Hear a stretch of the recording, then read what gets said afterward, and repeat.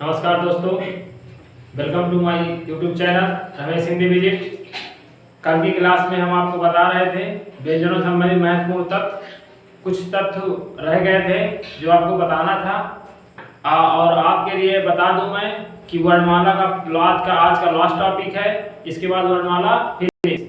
आपकी कितनी 5 क्लासें थी जो वर्णमाला संबंधी थी, ओनली 10 या 15 मिनट की थी, 15 मिनट की। यानी अगर आप अच्छे से लिखेंगे पढ़ेंगे तो 1-1.5 घंटा में आपको पूरी क्लासें फिनिश हो जाएंगी। हमें जो जिसने वर्णमाला की पिछली क्लासें हमारे नहीं देखी हैं वो पिछली क्लासें देख लें।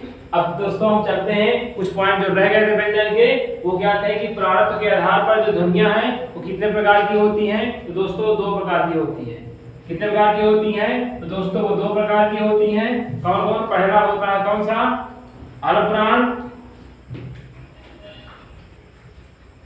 और दूसरा कौन सी ध्वनियां हैं? इसे कहते हैं महाप्राण।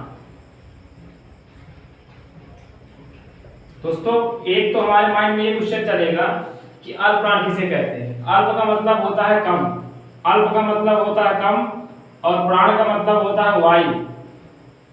यानी कोई भी उच्चारण करते समय हमारे फेफड़ों से निकलते समय जब वायु कम मात्रा में निकलती है कहते हैं अल्पप्राण। और जब महा का मतलब होता है क्या? अधिक। महा का मतलब क्या होता है दोस्तों? अधिक होता है। और प्राण का मतलब होता है वायु। यानी जब हम फेफड़ों हमारे वो उच्चारण करते समय फेफड़ों से जो बाहर वायु निकलती है, अगर वो अधिक निकलती है तो वो महाप्राण होता है, और जब कम निकलती है तो वो अल्पप्राण होता है। तो दोस्तों अल्पप्राण का एक सूत्र क्या होता है? इसका एक फार्मूला होता है कि प्रत्येक अक्षर होते हैं तो प्रत्येक वर्ग के पहला, तीसरा, 5वां अक्षर तथा अंतस्थ व्यंजन। आपको मैंने कल बताया था कि अंतस्थ जो व्यंजन होते हैं वो कितने होते हैं? वो 4 होते हैं। वो कौन कौन से हैं?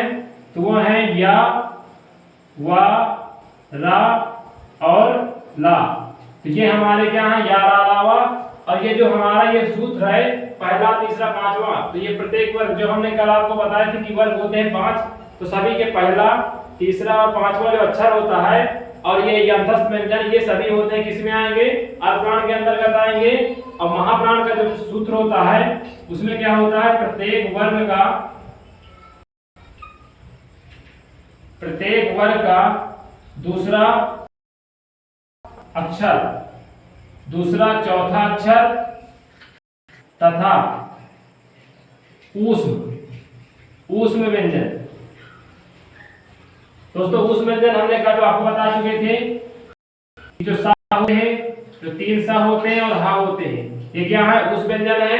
और ये जो प्रत्येक वर्ग का दूसरा, चौथा, यहाँ देखिए पहला, तीसरा, 5वां हो गए थे, 5 वर्ग होते हैं तो 5 अक्षर होते हैं प्रत्येक वर्ग में। इसमें देखिए दोस्तों दूसरा और चौथा जो अक्षर होगा प्रत्येक वर्ग का और उस व्यंजन होंगे किसके अंतर्गत आएंगे? तो ये महाप्राण के अंतर्गत आएंगे दोस्तों। तो ये सूत्र बहुत ही इंपॉर्टेंट है। यानी महाप्राण का सूत्र हो जाएगा यानी 24, और हो जाएगा उस व्यंजन। अल्पप्राण का सूत्र हो जाएगा 135, और ये हो जाएगा अंतस्थ व्यंजन। इनको सभी दोस्तों नोट्स कर लो। अगले पॉइंट पर देखो, हमने पढ़ लिया था प्राणत्व के आधार पर ध्वनियां 2 प्रकार है। अब है एक अगला पॉइंट क्या है? घोषत्व के आधार पर ध्वनियां 2 होती हैं।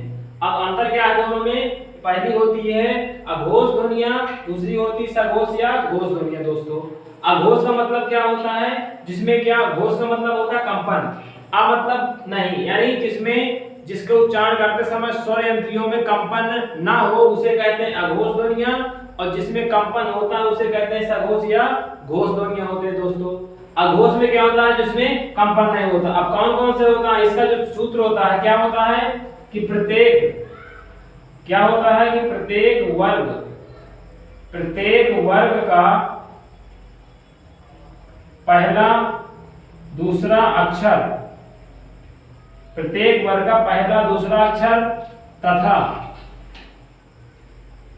शा, और ये सा। अब देखो एक हमारे अंतर क्या है कि हम देख रहे थे उसमें, लेकिन इसमें हा नहीं रहता। किसमें? अघोष व्यंजन में हा नहीं रहता है।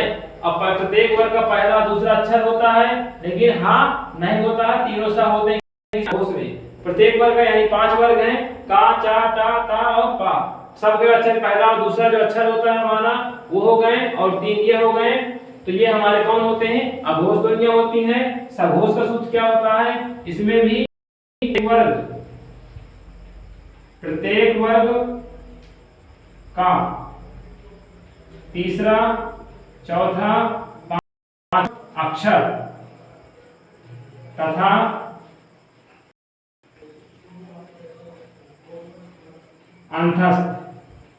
अंतस्थ व्यंजन। दोस्तों अंतस्थ व्यंजन हम आपको बता चुके हैं कि होते हैं कौन कौन से? या, वा, रा और ला। तो दोस्तों यहाँ हमने देखा कि प्रत्येक वर्ग का तीसरा, चौथा, पांचवा अक्षर तथा अंतस्थ व्यंजन यानी या, रा, वा, तो ये क्या हो गए? सघोष या घोष ध्वनियां हो गई। दोस्तों एक पॉइंट आप यहाँ नोट्स कर लीजिए कि सभी स्वर सघोष ध्वनियां होती हैं। सभी स्वर कौन सी ध्वनियां होती हैं? तो ये होती हैं सघोष ध्वनियां। दोस्तों अक्सर एग्जाम में पूछ लेता है। दोस्तों ये हो गए हमारे घोषक के आधार पर ध्वनियां, दो प्रकार की, अघोष और घोष ध्वनियां हो गई। सभी स्वर सघोष ध्वनियों के अंतर्गत आते हैं। दोस्तों अब देखिए दोस्तों, यहाँ पर वर्णमाला संबंधित हम आपको 5 लेक्चर के 5 क्लास हमारी 10-10 या 15-15 मिनट की है।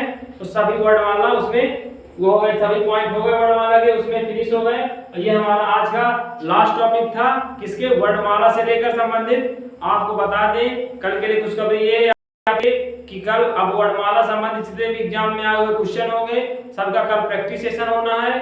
तो कल के हमारे हमारे जो चैनल है में जुड़े रहें, और नए अगर न्यू है हमारे चैनल में सब्सक्राइब करें, लाइक और शेयर करें, क्योंकि कल का जो हमारा सेशन होगा वो वर्णमाला संबंधित आए हुए सभी एग्जाम में हिंदी के जितने भी क्वेश्चन होंगे वो सब आपको कल प्रैक्टिस सेशन के द्वारा कराए जाएंगे।